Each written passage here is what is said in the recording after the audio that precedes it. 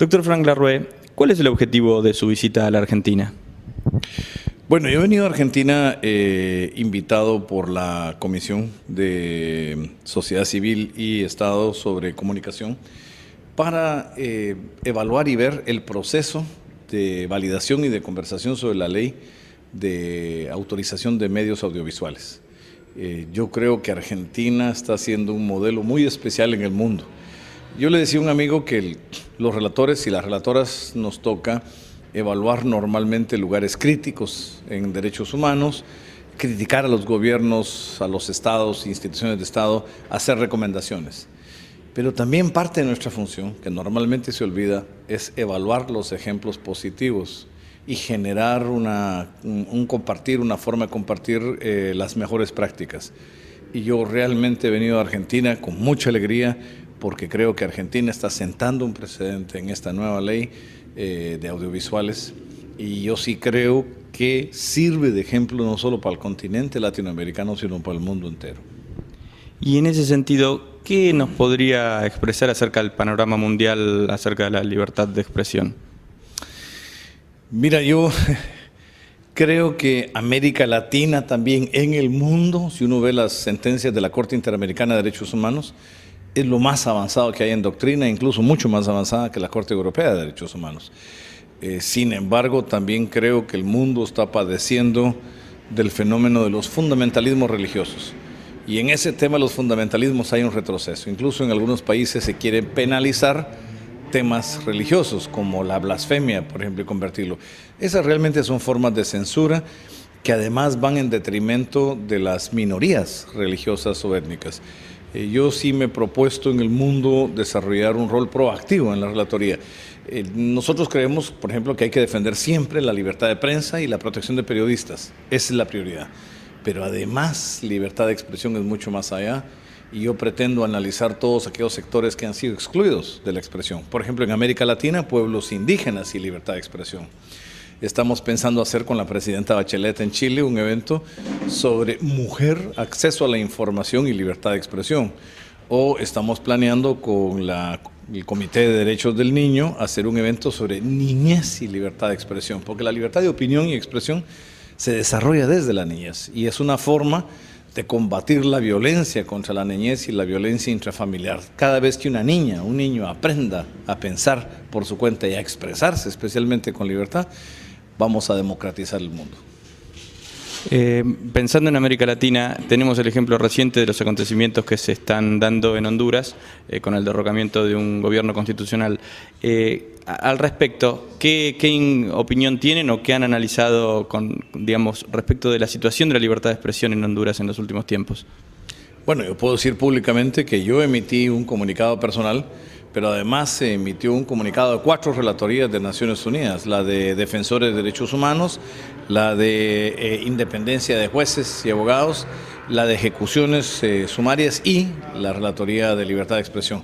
¿Por qué? Porque nosotros creemos, yo personalmente siendo guatemalteco y siendo un país vecino de Honduras, digo que el precedente del golpe de Estado en Honduras es un retroceso histórico de 20 años en América Latina. Yo sé que es controversial algunas de las medidas que el presidente Zelaya quería tomar, pero habían mecanismos legales para poner eso en disputa. El recurrir y que las élites económicas de Honduras recurran a movilizar a los militares es efectivamente la forma equivocada. Porque además, aunque nadie lo crea, cae la tentación de todas las élites del continente y de las Fuerzas Armadas de pensar que la Constitución depende de los ejércitos. No es cierto. Las constituciones de nuestros países y la democracia depende de la participación ciudadana y la ciudadanía la que se vuelve garante. Entonces no podemos permitir bajo ninguna excusa la posibilidad de un golpe de Estado que quede ahora en el aire porque ahora pareciera que hay un pequeño impasse, digamos. Esto de todos modos debe ser revertido. Para mí es importante e imprescindible que regrese el presidente Zelaya para que después discutamos el devenir político de Honduras. Para tomar un ejemplo, en Estados Unidos existen limitaciones a la propiedad de los medios de comunicación para garantizar la libertad de expresión. En ese sentido, ¿cuál debería ser el rol de los estados para garantizar esa libertad de expresión? Bueno, es interesante ahora que mencionas el ejemplo de Estados Unidos. Estados Unidos no admite, según la enmienda número 1 de la Constitución, ninguna limitación a la libertad de expresión. Ellos lo llevan al extremo que ningún otro país en el mundo lo lleva. Por ejemplo, a que el Ku Klux Klan exista y se manifieste en forma racista, cuando el Pacto de Derechos Civiles y Políticos, en su artículo 20, efectivamente prohíbe las manifestaciones de racismo que inciten a la violencia racial.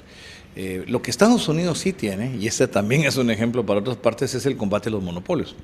Y esa es parte de sus leyes económicas. Y en el combate a los monopolios incluye los monopolios de los medios de comunicación. O sea, ningún monopolio debe existir, y especialmente los monopolios en medios de comunicación, porque eso inhibe y rompe la competencia, la libre competencia de mercado.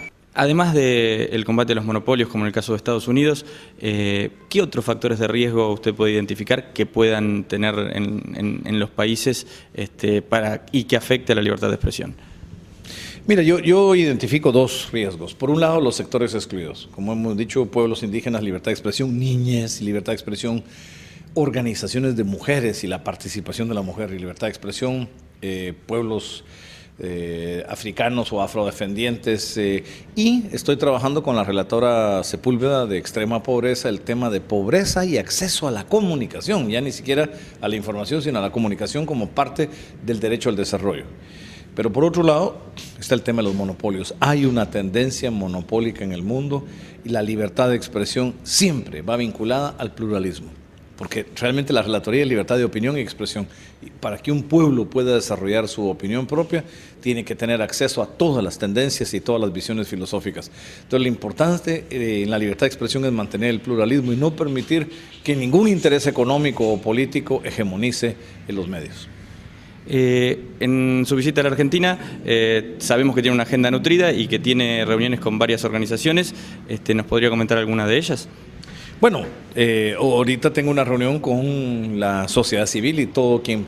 Yo estoy muy impresionado con que esta ley que se va a presentar por la presidenta al Congreso sobre materiales audiovisuales y difusión audiovisual fue consultada a nivel nacional. Yo creo que Argentina está sentando un precedente muy importante, no solo en el contenido de la ley, porque el proyecto original que yo vi es lo más avanzado que hay en el mundo en leyes de telecomunicaciones, sino además en el procedimiento que se siguió, el proceso de consulta a nivel popular. Me parece que esta es una ley realmente consultada con su pueblo. Yo no tengo ningún problema en decir que yo he venido a felicitar a la presidenta Kirchner, tanto por la iniciativa de ley como por la posibilidad de consultarla con su pueblo. Creo que está sentando un precedente muy positivo en el mundo, en América Latina, no digamos, en el mundo, y que espero que sea seguido. Y en segundo lugar, vengo a verme con el canciller Tayana, que es un viejo amigo, activista de derechos humanos, con el que hemos compartido, con el que estamos planeando, con Madres de la Plaza de Mayo y otras organizaciones de derechos humanos, la posibilidad de hacer en Argentina, en noviembre, un evento que para mí, como guatemalteco, que también tiene el número más grande de desaparecidos de América, un tema muy importante, y es el acceso a la información como derecho a la verdad de las víctimas, la recuperación de la memoria histórica, la preservación de los archivos y la posibilidad de desarrollar esto como un derecho humano. Yo creo que quisiéramos hacerlo, estamos hablando de hacerlo a finales, el 21 de noviembre, hacerlo a finales, y de ser posible hacerlo en la ESMA mismo, que me parece que es un gran testimonio de Argentina al reconocimiento de su pasado y a honrar la memoria de las víctimas.